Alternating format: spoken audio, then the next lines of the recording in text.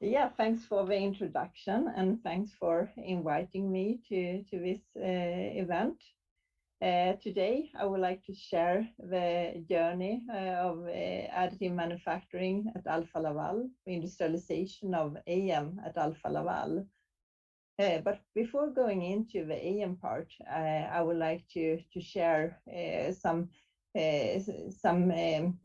visions from Alfa Laval, so you know where we are, and put it into a context, so you know why we need new manufacturing methods.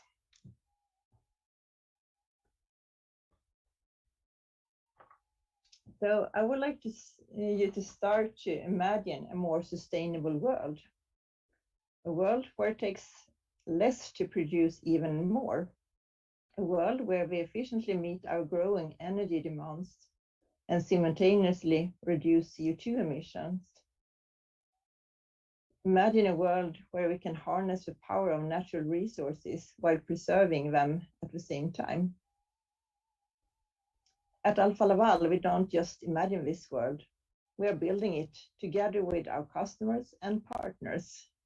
With innovation, we are accelerating the transition to more efficient, cleaner energy solution and moving the circular economy forward.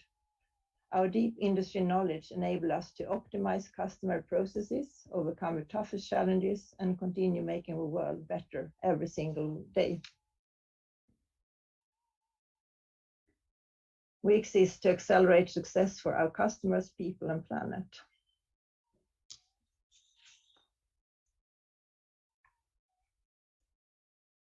And to give you some perspective what Alfa Laval can support in energy efficiency and emission reduction, every year the saving of Alfa Laval's heat exchangers sold during a year is 50 gigawatt. So what is 50 gigawatt? It's the energy equivalent to annual heat of 10 million European homes. And it's not only to save energy, it's also to reduce carbon dioxide emission equivalent to 25 million tons every year. But it's the same annual emission from that is from the Paris city today, or 550 times Alfa Laval's own footprint.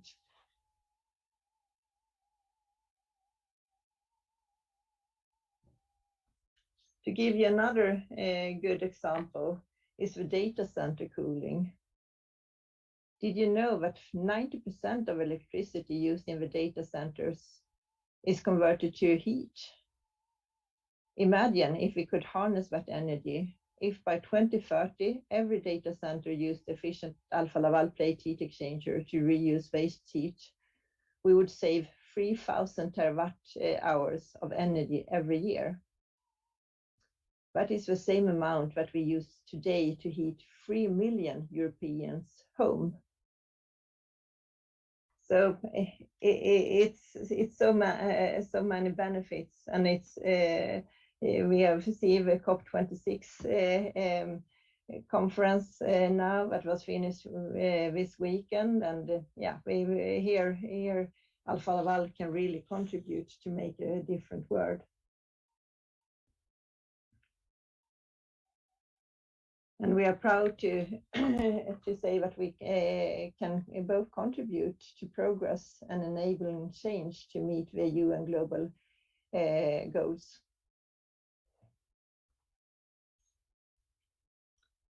We make existing industry more sustainable, and we enable transition to clean energy and circularity. And here we need partnerships and collaborations with the academia and other companies to make this happen, to make this transition happen, to meet the critical success factors and meet the targets. The key technologies that we have within Alfa Laval is heat transfer, separation, and fluid handling.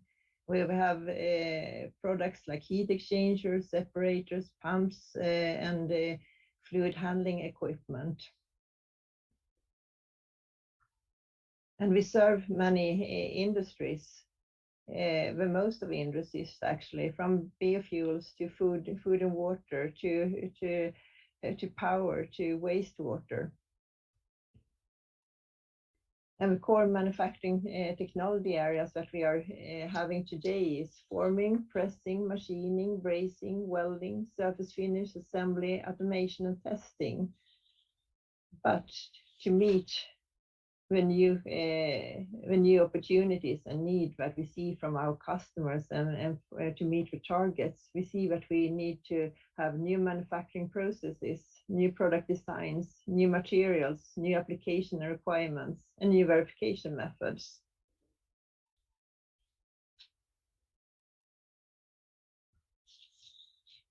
And one of the new manufacturing processes that we believe a lot in is additive manufacturing. We see a great potential with additive manufacturing. AM will open up for new innovative designs, new materials, customizations, material saving, reduced lead time, and sustainable solutions. We started our AM journey several years ago, and we have worked with many partners and collaboration projects, and we have been a core member of CAM2 since 2017. And now we are also partnering with RISE Application Center for Additive Manufacturing. In May last year, we had the grand opening of our Additive Manufacturing Technology Center in Eskilstuna, where we have our laser powder bed fusion printer, and to the right you see some of the components that we have printed.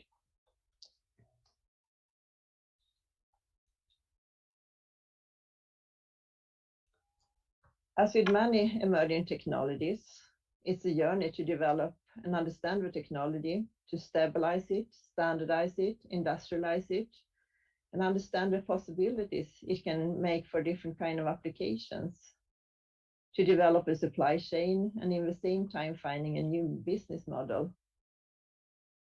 A close cross-functional work has been needed, and we have recruited new resources within the different areas, both within the technology area, but also within manufacturing and within sourcing to make sure that we are working with additive manufacturing from all parts of the company.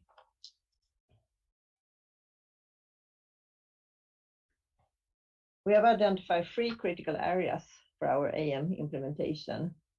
Is the scoping the business case, not only looking on the part price, because in most cases it's more expensive to print a part with AM compared to the traditional manufacturing methods that we have today. But what more value can we add? Is it lead time, new designs, new functionality, new materials, or customization? To set up the AM supply chain to make sure that we have secured that to deliver according to our specification and standards. And last but not least, AM knowledge building.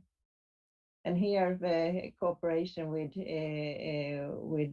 and being part of CAM2 has really been a success factor here, to work with the researchers in the different development projects, and also together with other companies to find how to increase the productivity, as Edvard showed before, how to secure that we are getting the quality and can follow the standards that we have. And I think really CAM2 is a really best in class for regarding this kind of research center to see the industry needs and in the same way secure that we have a research depth. So it's a very successful cooperation here. And I think it's so important within emerging technologies that we have this close cooperation between the academia and the industry, and identify what is the need from the industry and how can we work together to make success. The benefit and the driving forces for AM for Alfa Laval that we have identified is of course the sustainability part to meet the global goals. But it's also to be, and a part of that is of course being close to a customer, to set up digital warehouse to be able to deliver components, spare parts to our customers in an effective way. To be able to produce components that we any longer produce, but our customer have in their factories and in their supply chain. So we don't need to make new tools for it. We can supply them with spare parts in a very quick way. In the long end, of course, to use all the possibilities with AM, with new designs and customizations and doing what we cannot do with traditional manufacturing methods. Alternative materials reduce cost by not needing to make new casting tools, for example, and reduce lead time. The areas where we have succeeded so far is regarding the spare parts to rid obsolete parts and reduce cost and lead time for both spare parts and prototypes. So far, we are working to find how to work with more innovative designs for AM, but we haven't been able to take that step yet, but we are working on it. We're also looking into digital warehouse and alternative materials. So far, we are also only working with 316L in our AM technology center in Eskilstuna. But with suppliers, we are working with some other materials. Okay. So achievements so far, we have standardized our process and all the documentation is in place and to meet the requirements to make sure that we can deliver according to our customer specification in a standardized way. We have printed so far 500 components, AM parts in our AM Technology Center. We have started with serial and spare parts deliveries, and we are working with more both serial and spare parts. So more to come, so to say. As Edvard mentioned, productivity is one of the areas that we have worked a lot with in income to make sure that we reduce the lead time but still fulfill the requirements. So this is a component for a high-speed separator in an outlet, and here we see that in some areas we have high demands on the components, so therefore we need to have a lower build speed, and in others we have less demand. So it's I think it's a very good example of how we can work with the design and optimize the productivity.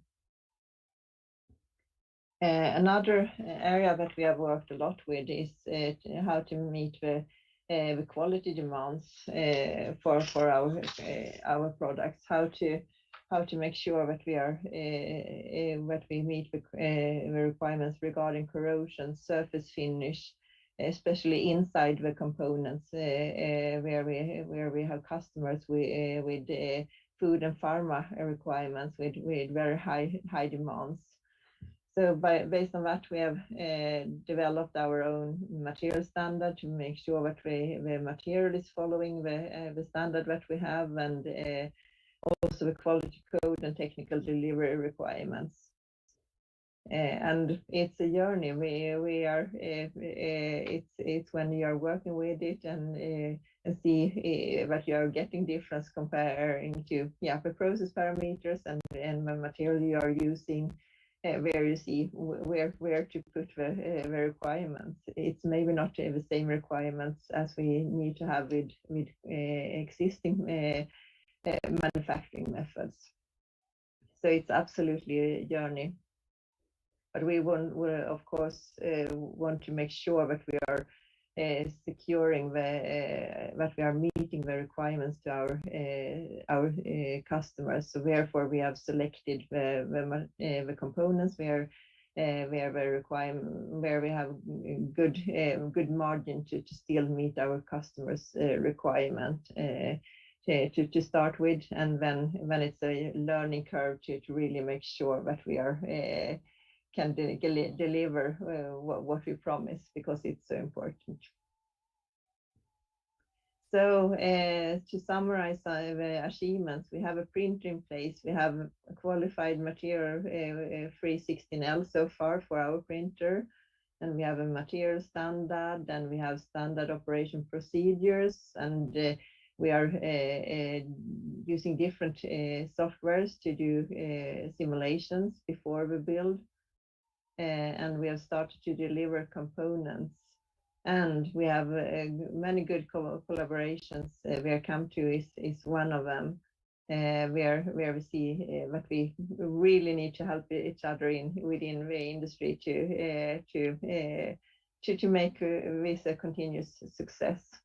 And now we see that we started to see the benefits of this investment that we have done during the year. So it's really great. So what is the next step? It's, as I said before, it's to start to work with the design for AM with completely new design thinkings, build up a digital warehouse, and also start to look into alternative materials, and also looking into other AM processes. This to make sure that we accelerate the success for our customers, people, and planet. Thank you.